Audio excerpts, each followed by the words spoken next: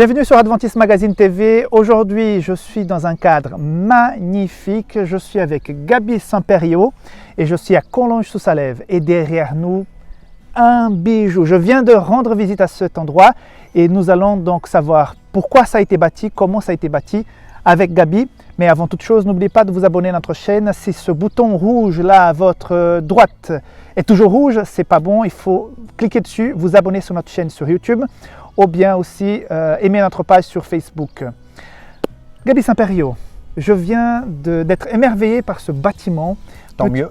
Peux-tu nous raconter pourquoi il est là, quel est l'objectif et un petit peu comment il a été bâti? Alors, on est au sein d'une école qui a bientôt 100 ans, puisque dans 2 ans, on va fêter le centenaire de cette école. Et au fur et à mesure, il y a eu toujours plus d'étudiants et donc il a fallu construire des bâtiments.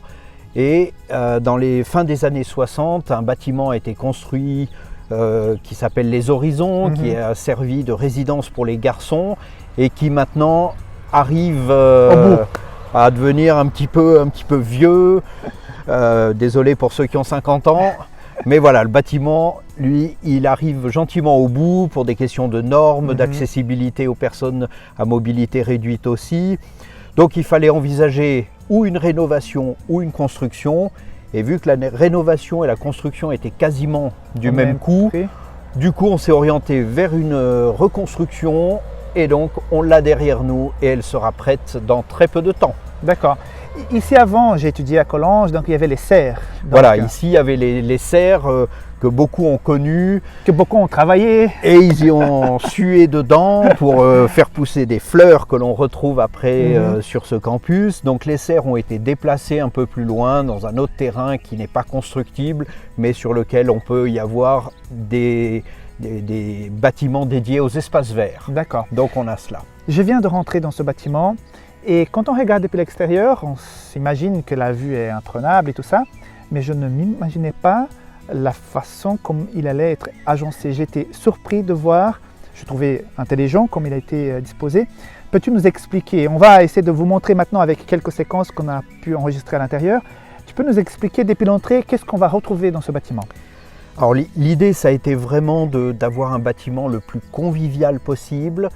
Donc pour ce faire, le rez-de-chaussée, il est commun à tous et là il y a l'essentiel des pièces à vivre, que ce soit le bureau du responsable de la résidence, que ce soit surtout salle polyvalente pour y organiser des soirées, des rencontres en tout genre et il va s'en passer de belles, une cuisine, une salle à manger, une salle de travail, une salle de sport, un espace dédié aussi à la méditation, à la spiritualité, parce qu'il faut aussi voir les aspects très concrets et pratiques. Il y aura aussi une buanderie, du rangement.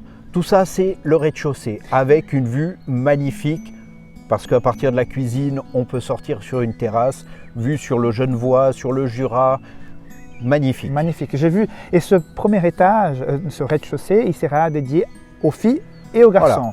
Voilà. Là, tout le monde est le bienvenu. À partir du moment où on s'élève, on va vers le ciel, c'est que les garçons. Là, c'est pour ceux qui ont leur chambre ici, c'est-à-dire les garçons et parfois des invités. Et là, il y aura 2 niveaux, 2 étages avec le même équipement, à savoir 18 chambres à chaque niveau, plus des parties salons, des zones de convivialité. Donc chaque chambre pour 2 personnes, des chambres d'une 30aine de mètres carrés avec leur salle de bain, avec une douche, un toilette, lavabo. Donc là aussi, tout a été pensé aux normes pour que quelqu'un en mobilité réduite, en fauteuil ou autre, puisse y rentrer, puisse évoluer dans de bonnes conditions. Et le 3e étage, tout en haut, il y aura le logement pour le directeur de la résidence, il y aura un studio et il y aura aussi des chambres pour des VIP. Donc la même taille mais un équipement plus cossu. Voilà. Donc, pour les invités. Voilà. Exactement. J'ai vu qu'il y a l'ascenseur justement qui va permettre les gens en mobilité réduite de pouvoir circuler sans problème dans tout le bâtiment. C'est une obligation en France pour les bâtiments recevant du public. Quelqu'un arrivant en fauteuil doit pouvoir accéder aux étages comme n'importe qui d'autre au sous-sol. Donc il y aura un ascenseur pour cela. Mais ça servira aussi si quelqu'un vient, s'il y a une poussette, s'il y a des colis valises. lourds.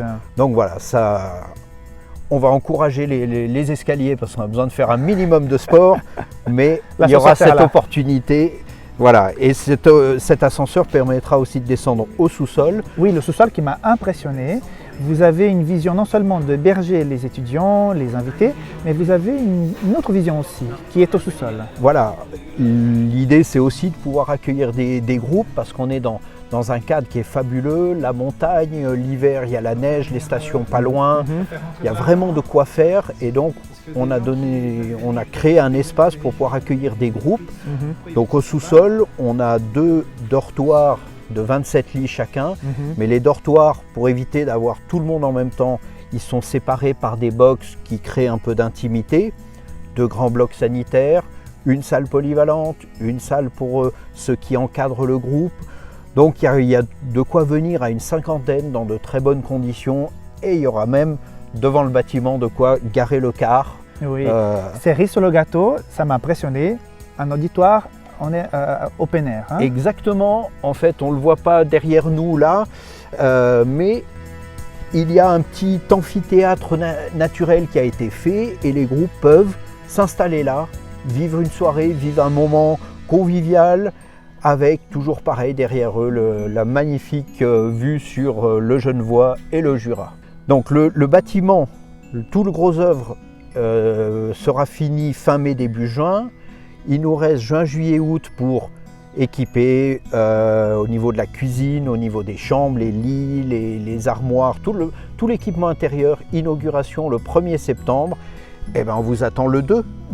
Très bien, très bien. Donc je vous invite si vous passez à Collonges, si vous pensez envoyer vos enfants à Collonges, sachez que le bâtiment est super, il faut venir le visiter. On va tout de suite avoir envie de venir.